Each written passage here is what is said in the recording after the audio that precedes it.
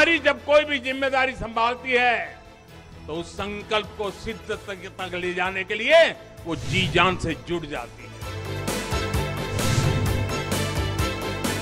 देश के लिए काम करने का जज्बा, भारत को आगे बढ़ाने की जो शक्ति है वो कई गुना बढ़ जाएगी।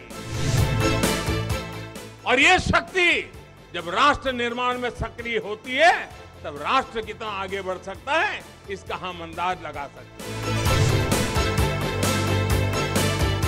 महिलाओं के इसी कौशल का, उनकी लीडरशिप का उपयोग अब आने वाले दिनों में देश को होने वाला है। तत्कालीन परिस्थितीमुळे 2014 साली राजकारणात प्रवेशकर्त्या झाल्या रक्षाताईंचा संकल्प होता राजकारणाच्या माध्यमातून समाजकारण। याच संकल्पसिद्धीसाठी आणि आपल्या मतदारसंघाच्या विकासासाठी त्या प्रत्येक गावात पोचल्या, जनसंपर्क वाढवीत, लोकांच्या समस्या जाणून घेतल्या आणि लोककल्याणासाठी अविरत प्रयत्नशील राहिल्या। गेल्या 10 वर्षात आदरणीय पंतप्रधान नरेंद्र मोदीजी यांच्या कर्तृत्वशाली नेतृत्वाखाली केंद्र सरकारच्या अनेक कल्याणकारी विकास योजना त्यांनी आपल्या मतदारसंघात यशस्वीपणे राबवल्या। मोदीजींच्या संकल्पनेतून 2014 साली सुरू झालेल्या जनधन योजनेतून डिजिटल इंडियाची यशस्वी सुरुवात झाली। प्रत्येक कुटुंबाचे बँकेत खाते उघडले गेल्याने व्यक्तिगत लाभाच्या योजनांचे पैसे थेट लाभार्थीच्या खात्यात जमा होऊ लागले आणि भ्रष्टाचाराला आळा बसला। केंद्राची उज्ज्वला गॅस योजना, महिलेला सन्मान देण्यासाठी कुटुंबातील महिलेच्या नावावर घर देणारी घरकुल योजना, मोफत धान्य योजना, शौचालयांसाठी अनुदान, शेतकऱ्यांना 12,000 रुपये देणारी प्रधानमंत्री किसान सन्मान योजना, प्रत्येक गावाला स्वच्छ पाणी पुरवठा करणारी महत्त्वाकांक्षी जलजीवन मिशन, 5 लाखांचा विमा निश्चित करणारी आयुष्यमान भारत योजना आदी योजना आपल्या मतदारसंघातील सर्व थरातील नागरिकांपर्यंत पोहोचून आदर्श खासदार कसा असावा याचा उत्तम परिपाठ ताईंनी घालून दिला आहे। महिला सक्षमीकरणासाठी केंद्रातर्फे गावागावातील बचत गटांना कर्ज देण्यात आले। तसेच फॅशन डिझायनिंगचे कोर्सचे आयोजन व शिलाई मशीनचे मोफत वाटप करण्यात आले, ज्यामुळे हजारो महिला आर्थिकदृष्ट्या स्वयंपूर्ण होऊन आपल्या कुटुंबास हातभार लावित आहेत। सरस्वती महिला पापड उद्योग चालू केलेला आहे आणि त्या उद्योगामार्फत आम्ही आमचे घर चालवत आहेत आणि हा लाभ आम्हाला रक्षाताई खळसे यांच्या मार्फत मिळाला आहे। यामुळे आम्ही रक्षाताई खळसे आणि मोदी सरकार यांचे खूप खूप आभार मानतो। ताईंच्या मार्गदर्शनाखाली भरवण्यात येणाऱ्या बहिणाबाई महोत्सवामुळे अनेक महिलांच्या पंखांना नवीन बळ मिळत आहे। प्रधानमंत्री कौशल्य विकास योजना व प्रमोद महाजन कौशल्य व उद्योजकता विकास अभियान राबवून अनेक लाभार्थ्यांना स्वयंरोजगार उपलब्ध करून देण्यात आला। चांगले रस्ते हे त्या विभागाच्या प्रगतीची हमी आहे हे ओळखून संपूर्ण मतदारसंघात सुलभ कनेक्टिव्हिटीसाठी रस्ते विकासाचा सूत्रबद्ध कार्यक्रम राबवण्यात आला।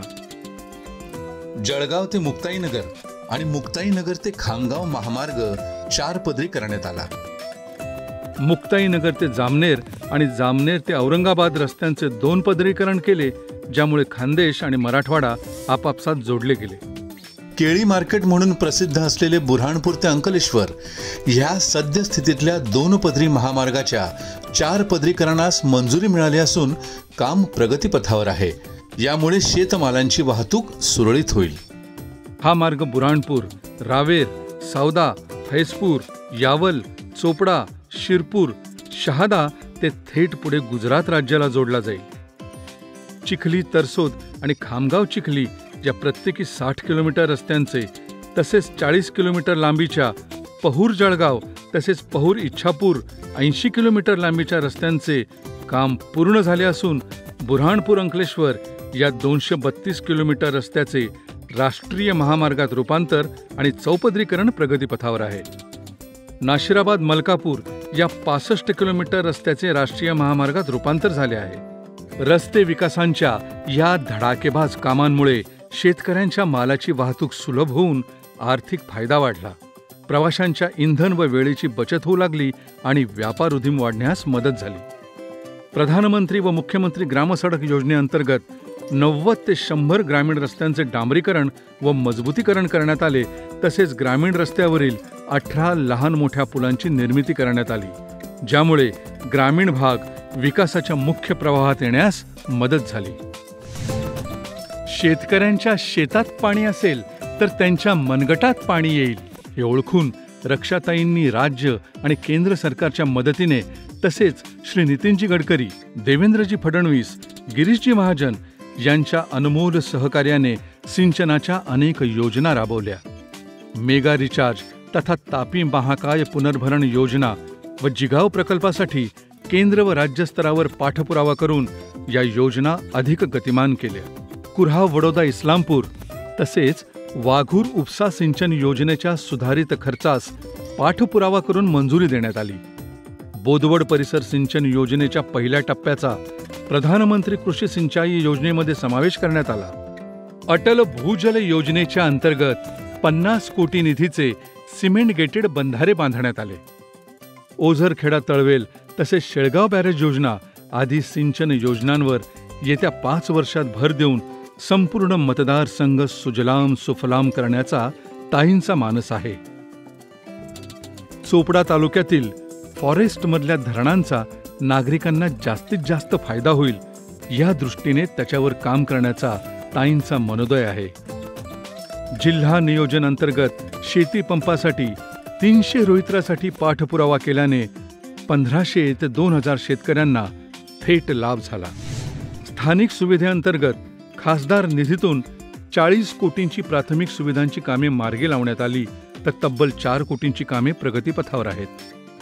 ग्रामविकास, अल्पसंख्याक, नगरोत्थान व वार्षिक जिल्हा योजनांतर्गत कोट्यावधी रुपयांची विकास कामे करण्यात आली. श्यामाप्रसाद मुखर्जी रुर्बन योजनांतर्गत हरताळा व ऐनगाव या दोन्ही क्लस्टरमधल्या 19 गावात शहरी सुविधा पुरवण्यासाठी अनेक विकास कामे करण्यात आली. नागरिकांच्या पिण्याचा पाण्याचा प्रश्नही ताईंनी कौशल्याने हाताळला. जलजीवन मिशन अंतर्गत अनेक गावांमध्ये स्वतंत्र पाणीपुरवठा योजना राबवण्यात आली. अमृत योजना पाणीपुरवठा योजना अंतर्गत शहरात सुरळीत पाणीपुरवठा व्हावा म्हणून पाठपुरावा करण्यात आला.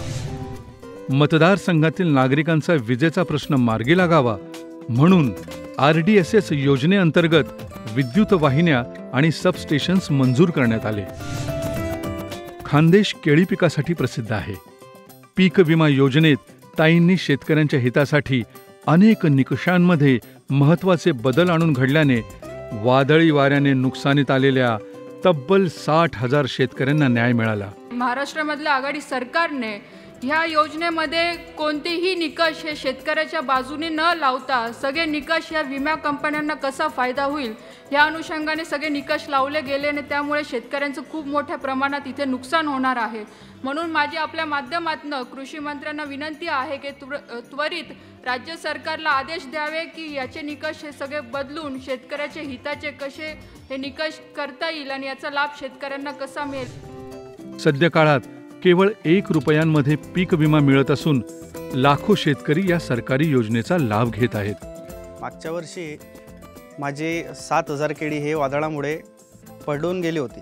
प्रधानमंत्री फसल विमा योजनेअंतर्गत मी पीक विमा काढला होता आणि त्यानुसार आमच्या कार्यतत्पर खासदार रक्षाताई खडसे यांनी प्रयत्न करून आम्हाला हेक्टरी 70,000 रुपये मिळवून दिले.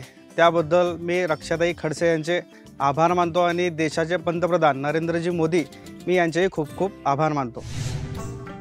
रावेर, सावदा व निंभोरा येथील केळी निर्यातीसाठी किसान रॅक आणि किसान रेल्वेमार्फत केळी वाहतुकीसाठी पाठपुरावा करण्यात आला. ताईंच्या प्रयत्नाने जवळपास 5,000 रेल्वे अप्रेंटिस धारकांना रेल्वेत रोजगार प्राप्त झाला.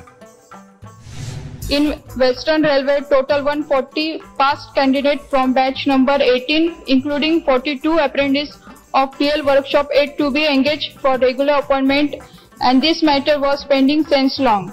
In Central Railway also, batches from the year 2013 onward are yet to be engaged in railway for regular appointment.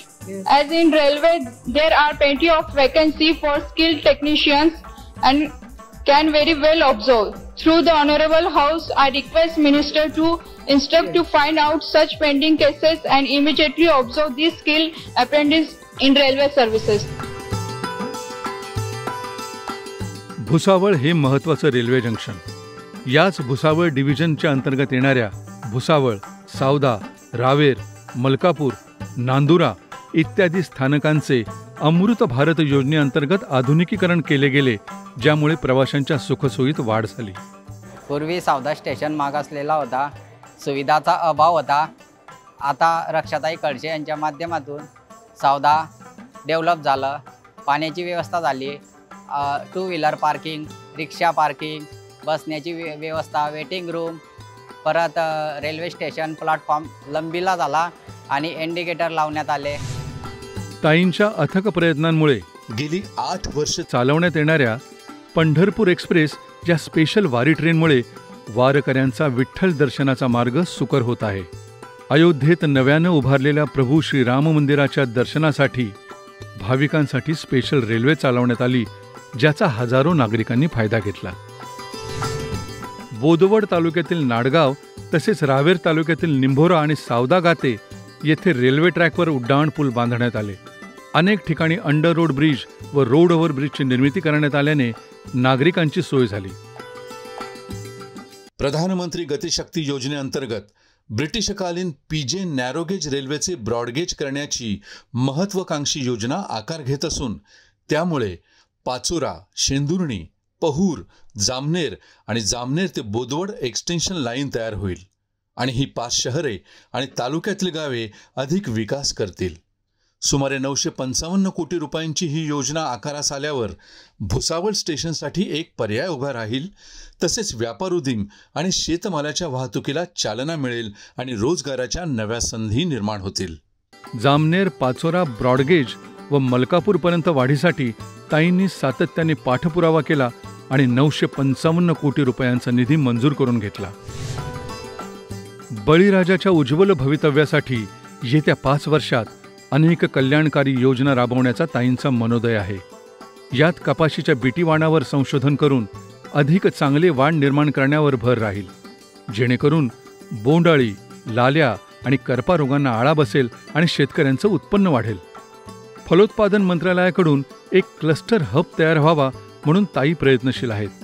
या योजनेतून केळी निर्यातीवर विशेष भर देण्यात येईल, तसेच केळी पिकावरील व्हायरस संशोधन, टिश्यू कल्चर डेव्हलपमेंट, केळीचे नानाविध बायोप्रोडक्ट आदी बाबींवर येत्या 5 वर्षात काम होईल.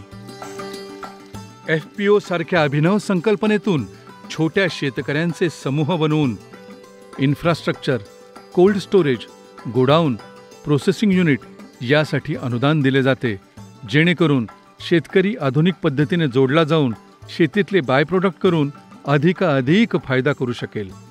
आमची कंपनी हे रावेर परिसरातील सर्व शेतकऱ्यांसाठी वेगवेगळे उपक्रमसुद्धा राबवते आणि त्यामध्ये रक्षाताई खडसे यांचं फार अनमोल सहकार्य आम्हाला लाभते. पंतप्रधान नरेंद्र मोदी आणि शेतकरी नेत्या रक्षाताई खडसे यांचं शेतकऱ्यांकडून फार फार आभार. स्वच्छ भारत अभियान अंतर्गत गोवर्धन प्रकल्पास मंजुरी दिल्याने गावे स्वच्छ राहून शेतकऱ्यांना उत्पन्न आणि ऊर्जेचे नवे साधन मिळेल. महाराष्ट्राच्या भक्ती संप्रदायाचा कणा असलेल्या वारकरी पंथासाठी भरीव कार्य करण्याच्या इच्छेपोटी गुरुनाथ फाउंडेशन संचालित संत मुक्ताबाई वारकरी संस्था या निवासी शाळेची ताईंनी स्थापना केली. या शाळेत मुलांना शालेय शिक्षणासोबत अध्यात्माचेही शिक्षण दिले जाते. हे शिक्षण आणि विद्यार्थ्यांचे राहणे खाणे पूर्णपणे मोफत आहे. या सुविधेने भागवत धर्माची पताका संपूर्ण देशात उंचवण्याची महत्त्वपूर्ण कामगिरी ताईंनी केली आहे.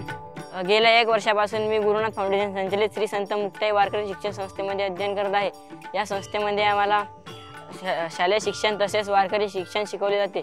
आम्हाला या संस्थेमध्ये शिकवले जाणारे विषय हरिपाठ, काकडा, मृदंग, टाळ तसेच गायन, विविध चाली, वारकरी चाली हे आम्हाला शिकवले जाते. हे आमचा राहायचा खर्च, जेवणाचा जेवढा काही खर्च आमच्या कपड्यापासून तर राहायचा असेल तेवढा आमचा सगळा खर्च रक्षाताई पुरवतात, म्हणून आम्ही त्यांचे खूप खूप आभारी आहोत. आदरणीय मोदीजींचे डिजिटल इंडियाचे स्वप्न साकार व्हावे म्हणून ताईंच्या प्रयत्नाने संपूर्ण मतदारसंघात ठिकठिकाणी मोबाईलचे 4Gचे 10 टॉवर उभारण्यात आले. त्यामुळे मोबाईलला व्यवस्थित रेंज मिळून ई बँकिंग, विद्यार्थ्यांसाठी व नोकरदारांसाठी ऑनलाईन फॉर्म्स भरण्याची प्रक्रिया निर्विघ्नपणे पार पडू लागली. असेच अजून 34 टॉवर प्रस्तावित असून लवकरच तेही पूर्णत्वास जातील. मतदारसंघातील जनतेच्या आरोग्याबाबतही ताई सजग राहिल्या. राष्ट्रीय हेल्थ मिशन अंतर्गत उपकेंद्र व ग्रामीण रुग्णालयाचे बांधकाम करण्यात आले. प्रधानमंत्री राष्ट्रीय सहायता निधी अंतर्गत मागील 5 वर्षात गंभीर आजारांनी त्रस्त असलेल्या 300 रुग्णांना लाखो रुपयांची मदत करण्यात आली. संपूर्ण जगाला हादरवून सोडणाऱ्या कोविड काळात ताईंनी स्वखर्चाने शासकीय रुग्णालयांना सॅनिटायझर, औषधे, PPE किट, फेस मास्क तसेच कोविड रुग्णांना तसेच परराज्यातील प्रवासी मजुरांना फूड पाकिट वाटप केले. आपले पंतप्रधान आदरणीय नरेंद्र मोदीजी यांनी अपंग बांधवांना दिव्यांग असे संबोधून त्यांना त्यांच्यातल्या दिव्यत्वाची जाणीव करून दिली. 15व्या वित्त आयोगामार्फत प्रत्येक दिव्यांग बांधवांसाठी 5% निधी राखीव ठेवण्यात येत आहे. तसेच त्यांना घरकुल, मोफत धान्य आदी योजनांमध्ये प्राधान्य दिले जात आहे. आपल्या मतदारसंघातील गरीब व गरजू दिव्यांगजनांना मदत म्हणून ताई सरकारच्या EDIP योजनेच्या माध्यमातून अपंग साहित्याचे मोफत वाटप करीत असतात. आतापर्यंत हजारो दिव्यांग बांधवांनी अशा शिबिरांचा लाभ घेतला आहे.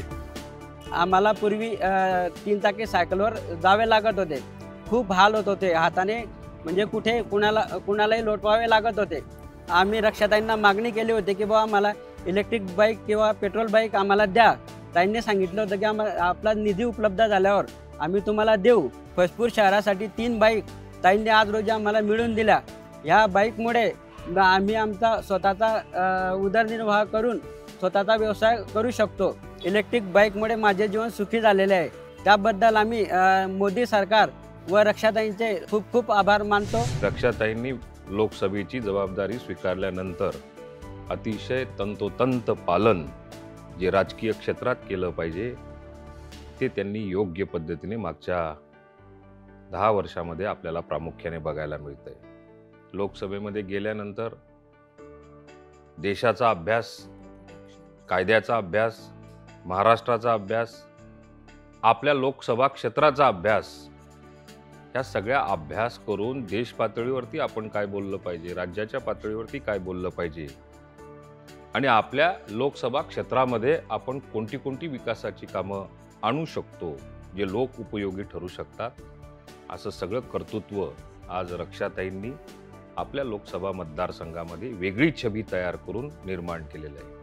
मला आत्मविश्वास आहे त्यांचा असलेला प्रचंड दांडगा लोकसंपर्क, त्यांच्याविषयी असलेली विश्वासार्हता, मोदी साहेबांविषयी असलेलं आपल्याला दृढ आत्मविश्वास आणि विश्वास, ह्या दोन्ही गोष्टींमध्ये आज रक्षाताई परिपूर्ण या ठिकाणी आपल्याला प्रामुख्याने योग्य कॅन्डिडेट, योग्य उमेदवार म्हणून प्रामुख्याने बघायला मिळतोय.